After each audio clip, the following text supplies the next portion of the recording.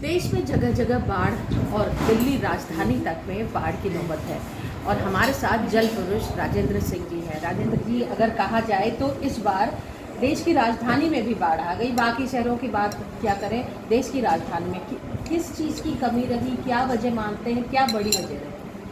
देखो, ये बाढ़ ना आती, इस बाढ़ को कम किया जा सकता था, इस बाढ़ की मार को रोका जा सकता था।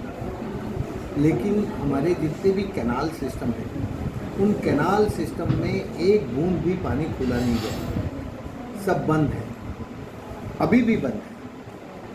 यदि जब बाढ़ आ रही थी उसी वक्त उसको ठीक से खोल के पानी को निकाल देते तो ये बाढ़ की मार इतनी ना होती। और ये दिल्ली में बाढ़ आने के बाद भी इन्होंने गुड़गांव कैनाल सिस्टम को खोला नहीं। गुड़गांव कैनाल सिस्टम भी खुल जाता तो दिल्ली में जो पानी भर गया कम से कम ऊपर का पानी तो उसमें निकल ही जाता। दिल्ली का कैनाल सिस्टम, ये जो गुड़गांव वाला कैनाल सिस्टम है, ये पूरे के पूरे पानी को, ये जो हरियाणा की झील है उनको भरने के बाद फिर हमारे भरतपुर के पास जाके फिर यमुना में मिलता है। ये बहुत पुराने ज़माने का सिस्टम है, लेकिन इन्होंने उस सिस्टम को उपयोग ही नहीं किया और बाढ़ आने के लिए आमंत्रित किया। यानी कि मानते हैं कि कहीं ना कहीं लापरवाही रही सरकारों की आपसी, और अब राजनीतिक बयानबाजी हो रही है मात्र। अगर अभी भी देखा जाए आईटीओ के बराज खोले गए जो काफ़ी सालों से बंद थे, तो ये तमाम बातें सरकारों की लापरवाही रही जो एक दूसरे पर डाली जा रही है। देखिए, दिल्ली में बाढ़ के नियंत्रण के लिए 11 डिपार्टमेंट हैं और ये सारे के सारे स्वयंभू डिपार्टमेंट। ये जो बाढ़ वाला डिपार्टमेंट है, इसकी जिम्मेदारी है कि जून के महीने में जितने भी बैराज हैं उन सबको ठीक करके उसको खोलने के लायक बनाए। इन्होंने ना उसकी ग्रीसिंग की, ना ऑयलिंग की, और इनके वो खुले ही नहीं, इसलिए पूरे का पूरा मुखर्जी नगर और पूरा पीछे का सारा डूब गया। और वो पानी पीछे से आके राजघाट की तरफ से आके हमारे सुप्रीम कोर्ट तक चला गया। आधी दिल्ली पूरे बाढ़ में डूब गई। आधी दिल्ली बाढ़ में डूब गई। तो ये जो दिल्ली इस बार की डूबी है, ये बारिश के कारण नहीं डूबी। हाँ, बारिश तो हुई, ऐसा नहीं मैं कह रहा हूँ कि नहीं हुई, लेकिन ये डूबी है हमारी लापरवाही के कारण, ये डूबी है हमारे 11 डिपार्टमेंट के स्वयंभू होने के कारण, हमारी राजनीतिक सदिच्छा नहीं होने के कारण, और हमारी दलगत भी राजनीति ऊपर होने के कारण दिल्ली डूबी है।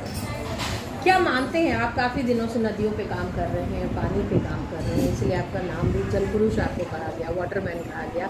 आप क्या मानते हैं कि इन बाढ़ों को कैसे रोका जा सकता है? क्या ये प्राकृतिक आपदा मात्र बोलकर छोड़ दिया जाए या फिर कोई है समाधान? देखिए, ये इस बार की दिल्ली की बाढ़ प्राकृतिक आपदा तो बिल्कुल नहीं है, क्योंकि इससे पहले भी बहुत सारी बार ज़्यादा बारिश हुई है, इरेटिक रेन्स होती हैं, क्लाउड बर्स्ट होता है। इस बार ऐसा इरेटिक नहीं था, जो बारिश हुई वो बारिश हुई, लेकिन बारिश सामान्य थी।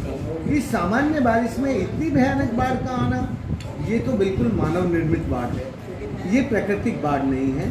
इसको प्राकृतिक बाढ़ कहना बिल्कुल अनर्थ और अन्याय और दोषपूर्ण है। यानी कि इसका समाधान संभव है अगर सरकार चाहे तो? इसका समाधान संभव है, अगर नहीं उनकी प्रतिबद्धता होनी चाहिए कि हमें दिल्ली को बाढ़ मुक्त बनाना है।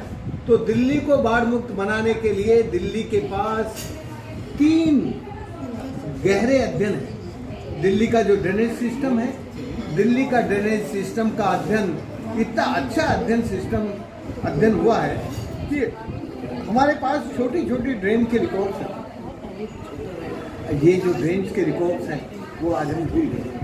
हमें इन पूरे प्लान हैं, हमारा ड्रेनेज प्लान है, हमारा मास्टर प्लान है, हमारा सुएज प्लान है, इसको हमें अध्ययन करने, जो अध्ययन हुए हैं उसके अनुसार इंटीग्रेट करके काम करना है। धन्यवाद ईटीवी भारत से बात करने के लिए। तो वाटरमैन यानी जल पुरुष का कहना है कि ये बाढ़ जो है ये प्राकृतिक आपदा मात्र बोलकर नहीं छोड़ा जा सकता, ये बल्कि मानव निर्मित बाढ़ है और कहीं ना कहीं इसमें प्रतिबद्धता और लापरवाही। ईटीवी भारत के लिए दिल्ली से अनामिका रत्ना।